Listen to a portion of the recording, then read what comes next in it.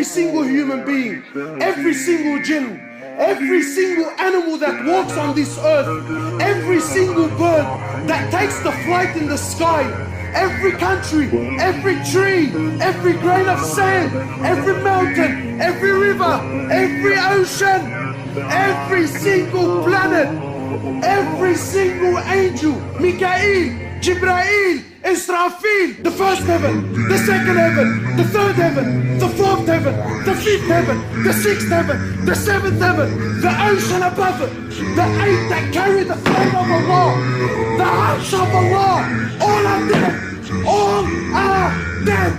Nothing moves, nothing stops, nothing makes, nothing breaks, nothing gives, nothing takes, nothing rises, and nothing falls, nothing harms, and nothing benefits in Allah.